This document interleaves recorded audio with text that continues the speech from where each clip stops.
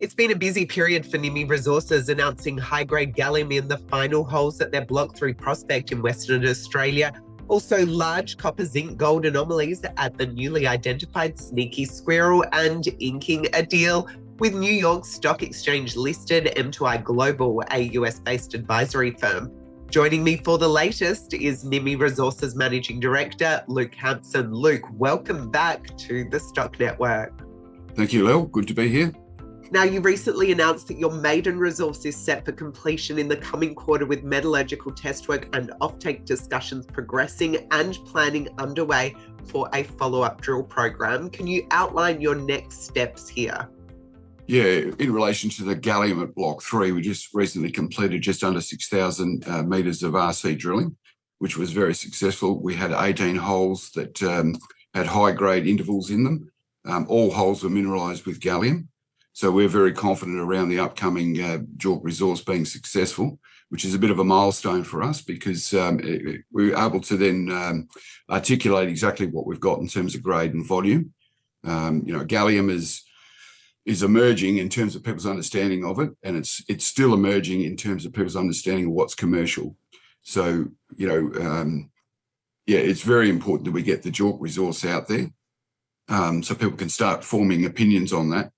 And further to that, the drilling revealed that, it's open. So there's further exploration to be done up there to extend and increase that resource when it comes through. So, that's the crux of it. It was a successful drilling program. We were onto a JORC resource, and then we think we can actually build on that from there. Excellent. Now, Nimy Resources also recently reported large copper-zinc-gold anomalies at the newly identified Sneaky Squirrel Gallium prospect within your Mons project. What are the highlights of what you've uncovered here? Yeah, well, firstly, I didn't name it Sneaky Squirrel. Someone else did, so it's hard to say. But no, it's really promising. We looked at some historic data there, which was just air core holes. And there was 4 air core holes that had highly anomalous copper zinc, and it only drilled to 40 metres those. So we followed that up, had a look at the magnetics, located a ground magnetic survey that showed that there was a high magnetic peak underlying. So the next step, we went out there and had a look, and lo and behold, we've discovered gossamer outcropping. So we tested that and got some highly anomalous copper zinc values, in particular zinc, and that's what you should be seeing in this sort of context, because we do believe it relates to VMS, volcanic massive sulfide mineralisation. So that was a bonus there, and then we decided that we would drill some test holes, if you like, and just see what was going on underneath there. And I should say, at the same time, the rock chip sampling that showed us the copper zinc in the gossans also came up with a hit of 0.8 grams per tonne gold in a laminated quartz sample, that vuggy quartz, indicating that at some point there had been sulfides in it.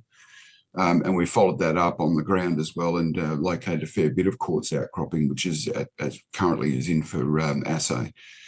So the follow-up drilling was successful in as much as we identified the mineralised zones, if you like. There's a lot of copper zinc there, low-grade copper zinc in and around, but there's a continuous, if you like, underneath the gossan at the right dip, everything else, copper zinc sulfide hits in 4 of the holes, all 4 holes, if you like. So it's starting to make some sense, and it's coming together. And our initial, if you like, modelling, we looked at Golden Grove, which isn't that far in geological terms from us. It's about 200 kilometres northwest of us, and had a look at their gossan results, and they're very similar to what we were getting. So, we thought, okay, there's the model. We'll just look at that, and that'll be the model that we proceed on. We've got, obviously, our geologists in-house are progressing that. So the first thing was, yes, the gossans are indicative of being related to copper zinc sulfide mineralisation. The drilling has said, well, yes, it is underneath there. We drilled 240 metre holes, each one of them. So we're only at the top of it, and we're seeing a lot of zinc, which is what we should be seeing. So, it's a really promising start. Magnetics suggests that it's probably a 3K strike that we've got to explore, but it's a really good start. And the gold is a bonus there, and I'm really interested to see what comes back from the surface rock chip sampling that we've done. Yeah, great to hear, Luke, and look forward to those further developments. Now, finally, Nimy has also announced a very strategic engagement with M2i Global, which is a US-based advisory firm, as part of your international growth strategy. Can you outline why this deal is important for the company, your gallium portfolio, and also your high-priority global supply chain security initiatives? Yeah, it is really important, and it's timely. And I think it comes at a time where there's some confidence in what we're doing around the gallium. Certainly, heading towards a JORC resource is a big step for us. M2i Global, there's some expertise in there, and there's some people who really understand what's going on the ground in the US. Quite a heavy ex-military presence, and really a lot of the critical metal stuff has been driven by the US military, if you like, through the Department of Energy and Department of Defense. So we're looking to connect into that supply chain, and there's a lot of work to be done. And I think anyone who's looking at social media and that can see that M2i Global are really active, right? And they've got a deep understanding of what's going on there. So we're looking for a pathway. We've established that we've got high-grade gallium. We're going to have a resource.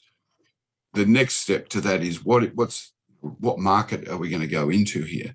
And bear in mind that the Chinese ban that came in late 23 and it was reinforced, I think, late last year. Gallium at the moment, there's no visibility around any supply. The Europeans are obviously hurting. Taiwan, Japan, South Korea, anyone who's in that semiconductor space is probably got some issues around security of supply, and the US is just as important as anybody else in that, in terms of their need. So M2i Global, we first had contact with them probably 6 to 12 months ago, in that time frame, and what this agreement does is really formalise that foray into the US market. So there'll be more and more that comes of this, I think. But we're also, it's a vote of confidence in what we've done so far that, we're making those connections. Absolutely. Great to see all of the news flow that you've had just even in the last month, an incredibly busy period, and look forward to seeing what's up next for Nimy Resources. Thank you for outlining the highlights today. Thank you, Lel. Plenty to come, I think.